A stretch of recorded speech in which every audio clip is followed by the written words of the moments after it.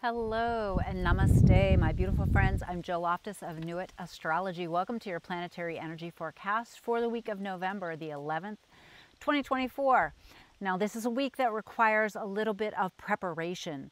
There are some tense aspects with Mercury and Sagittarius. Now, remember, Mercury is the way we express ourselves, the way we communicate, the way we think. It's in that bold, adventurous, philosophical Sagittarius, but also it's a little bit of a say whatever's on your mind aspect or placement, and it is absolutely experiencing some tension this week.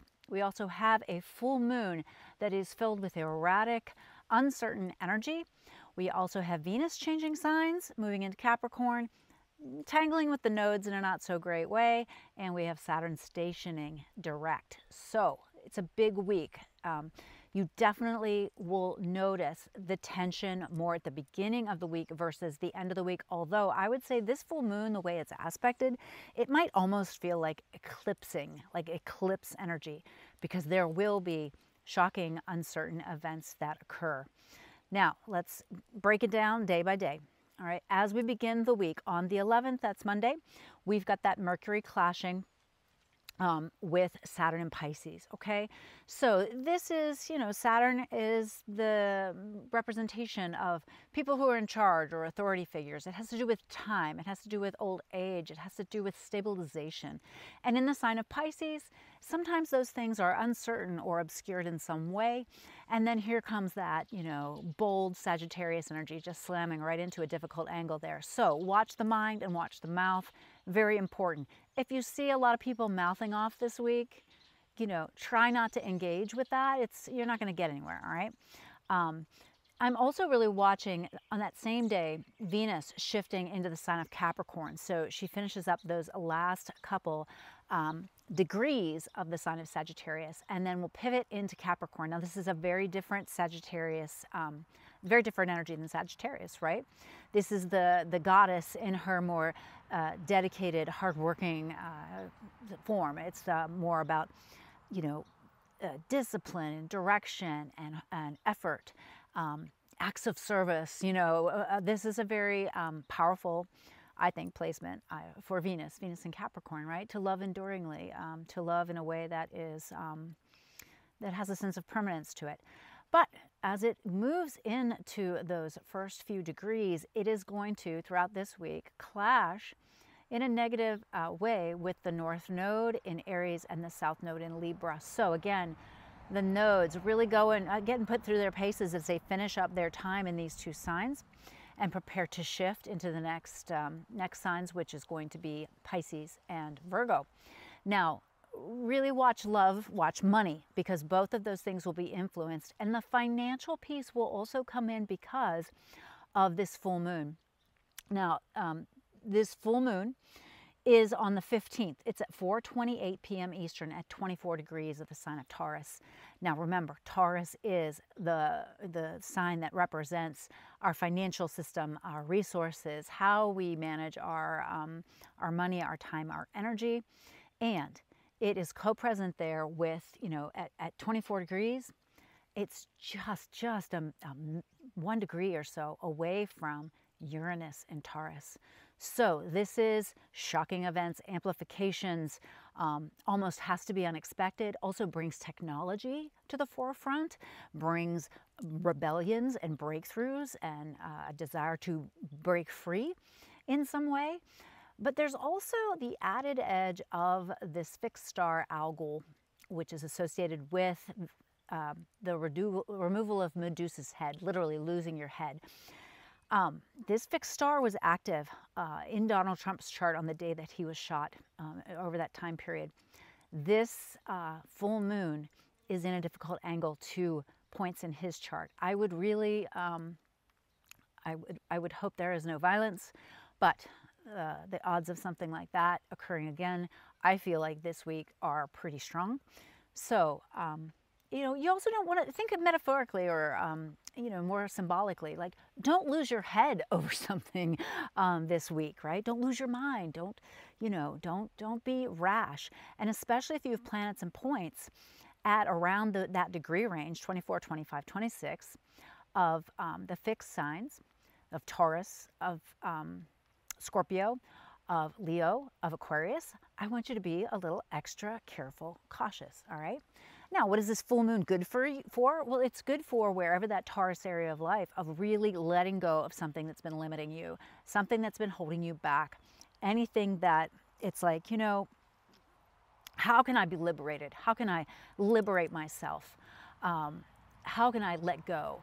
It could be something that you have been spending money on, spending your energy on, but now it's like, you know what? I'm going to redirect. It is a full moon of letting go. But watch, again, it has that erratic edge, not dissimilar to in my opinion, to an eclipse energy because of the co-presence of those two volatile energies. And so, you know, watch the way you speak to the universe, especially this week because Mercury is under so much pressure this week because, you know, it starts off with that square to Saturn and then ends up in a square to Jupiter, or ends up in an opposition to Jupiter on the 16th. So even that, like, you know, that amplifies rhetoric and ideas and talking, and, you know, Jupiter and Gemini is like running around like saying all kinds of things, right? Very optimistically, very brashly, right? You know, yeah, of course, this way. And, you know, here's the Mercury and Sagittarius, you know, trying to bring its philosophy and broaden the mind of that Jupiter that's stuck in the neighborhood. Like they're each in their opposite signs, right? So there's a synergy, but yet a difficulty there. So pay attention to what you think, what you say, what you write. It's definitely a week to minimize your social media exposure, okay? Now, the other thing I want to point out about the week is Mars in Leo beginning to trine the North Node and sextile the South Node. This is very positive. Now, it really doesn't start to build till the end of the week. I don't think you're going to feel that at the beginning. But think of this Mars in Leo. Now, remember, this is going to happen again because of the retrograde. You know, this is going to be a little bit of a flow. Oh, look, here come chickens. My neighbor's chickens are coming over. This is exciting. I don't have any treats for you guys. Hopefully they'll walk behind me. So anyways, so this is a positive help, okay? So Mars in Leo is proud, is intuitive, is really pays attention to how to engage its leadership qualities, how to take wise action. You know, it's that fire energy of moving forward with something. So at least look at that Leo area of life and see how that can be supportive for you for the week. Now, once we get done with the full moon, remember, a full moon is naturally the sun across from the moon, right? Well, the sun is going to get pulled into that tractor beam of opposition with the Uranian element, right? Uranus and Taurus, and with that fixed star Al-Ghul. That's how we're going to finish the week, all right? And so especially Leos, because the sun is your star, but also you know, Scorpios, because it's just right across from Uranian energy. This could be tense. There could be shocking events indeed. Now, a couple positive things to mention. There are some beautiful connections with Chiron to both Jupiter and Mercury. So an excellent week to say, what is the work I need to do on myself? What is my responsibility to myself to heal, to help, to do the inner work that needs to be done in order to really understand and resolve my own pain and suffering, my own feelings of lack, or how I feel like a misfit, or, you know, all these chironic kind of issues. How can I work on that? How can I, you know, take a class, read a book, do some journaling, introspection, like take that time to do that. I think that would be very positive. All right, so for the week, the light, well, you know, I'm liking the Jupiter Chiron. I'm liking the Mercury Chiron. I think this is helpful. So that is occurring in the Aries part of your life. Look also to that beautiful Mars energy. Also, at the end of the week, and as we enter next week, there's going to be some lovely Sun-Neptune flow. So that is, again, from that Scorpio part of your chart to the Pisces area of life. So really pay attention to that, because you'll start to feel that at the end. It's almost like as sudden shocking things happen, yet there's going to be a doorway that opens in some way. So keep an eye on that. As far as the shadow of the week, well, you know, Mercury gets pummeled this week, okay? Other than connecting to the Chiron, it really, I think it'll be exposing where you feel like you can't trust your own thinking or the people that you're talking to. I think this is, it's interesting. Gemini is the sign of the neighborhood, right? The local. And Sagittarius is the sign of the big picture, the world. To have this kind of clashing energy with these points, I think really will highlight some of the issues that are already popping up in our society, right? So there's, I don't know what the exact quote is, but don't pour wisdom on fools, okay? People who are afraid, they can't hear. When your mind is afraid, it closes. It's like a door that shuts, and then you don't hear anything. La la la la la. You're in your fear. You're in your fear body. You do not hear what's going on, right? So slow it down this week and try to think clearly and try not to be argumentative with yourself or anyone else, all right? I'm also watching that full moon. That's a volatile full moon. And then, the Mercury square Saturn also. And remember, Mercury is in the shadow zone now. So we're going to have to come back and deal with some of these things again. Mars is also in the shadow zone. So there's going to be a lot of stops, restarts, all kinds of things coming up over these next couple months. So don't think that anything is too resolved, whether you're vigorously celebrating or, weeping and gnashing your teeth, okay? So I'm super interested to see what the tarot is going to say, and then I have to show you these chickens. So I'm going to turn you. Say hi, guys. Say hi. All right. See you in the tarot. Hello, my beautiful friends. Namaste. I'm Jill Loftus of Nuit Astrology. Welcome to the Isis Lotus Tarot for the week of November the 11th, 2024. All right, this particular spread helps us to see two different ways to work with the energy of the week. Definitely some tension this week. Oh, yeah.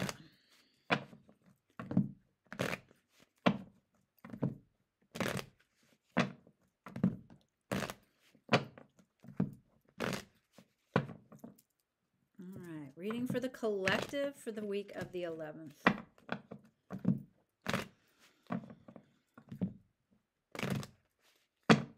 Okay. So, basic influence of the past, where we're coming from, King of Pentacles. So we're trying to be wise, we're trying to manage our money, we're trying to make big decisions. And you're Five of Cups, pretty focused on what has not worked out, not looking at the good stuff. So maybe you need to pivot to that. The environment, King energy again, but this is the King of Swords. It's about logic. It's about being rational, about having hard conversations, about thinking about things in kind of a very, make lists and look for fact-based decision making. And as these energies come together, Queen of Wands, you will see how you're supposed to take care of something or initiate like actions that tend to something. All right. Now, key card at the core of the future is the Fool. This is really a wonderful card to get, right? Sum zero of the tarot. Anything is possible. So get your magical thinking on, like rational, magical thinking. Now, right? That's the King of Swords, the Queen of Wands, and the Fool, right?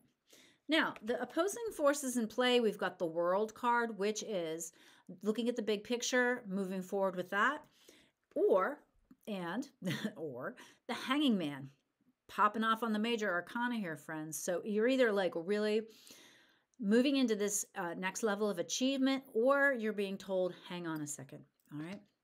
Now, near future detail card is Death. Wow, again, major arcana. Something's got to end. Okay, that's that, all right?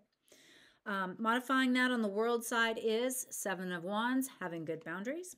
On the Hanging Man side, it's something coming back from the past. Also paired with the World and the Seven of Wands, the Ten of Wands. Don't make it harder than you need to. Delegate, collaborate, work well with others.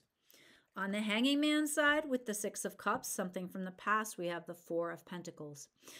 Be conservative with your resources, with who you reveal your plans to, kind of like take a step back, be a little more reticent. All right. Possible solutions or progressions. On the world side, we have the King of Cups.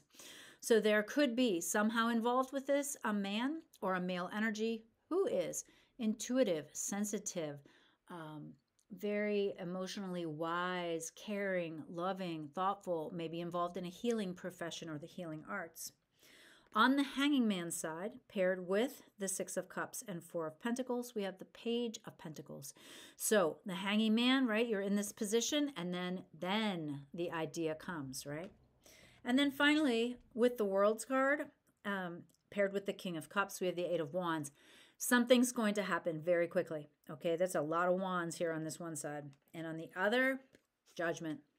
Wow, it's been a while since we've gotten this many major arcanas in a reading, I would say. So it shows the strength and power of this week and the full moon. So let's recap briefly. All right, where are we coming from? We're coming from King of Pentacles. We're trying to be smart, savvy, take care of things. Pay attention to the finances, to the property, to the earth plane matters. And you're kind of looking at the dreary side of or seeing what didn't work out. So watch how your attitude impacts all of this. Now, the environment, King of Swords, like in order to move forward, you have to be rational. And as these things come together, you then also have to take care of your responsibilities. No wallowing, okay? I know there's been some wallowing this week. Now, as these influences come together, right? This key card is the Fool. You are the co-creator of your universe, right? Aham Brahmasmi, I am the creative principle. What do you want, right? So, do we want the world, right? We want a bigger picture solution here. What needs to end in order to get there? The Death card, right? How do you have to create better boundaries, but yet also collaborate with others and don't feel like you have to take it on yourself? How can you engage the help of somebody who is a strong energy, but yet also intuitive, kind, gentle, loving, and wise in the ways of the heart, right? And once you find that person, boom, something pivots, all right?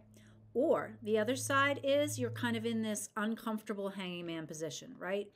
This is a potent position to be in, but it can feel a little unsteady or uncomfortable, all right? It says, wait, hang on. Now, then the ending comes, right? The thing that you have to end. And then you realize, wow, okay, there's this thing that I maybe lost track of from the past, or this person comes back from the past, or this situation repeats itself. And, this Six of Cups tends to be positive, right? It's like a good thing, okay? But then watch, Four of Pentacles. Don't go all in yet. Don't go all in yet. There's going to be another idea. A new idea will spring forth, and then you will make a big decision based on that new idea.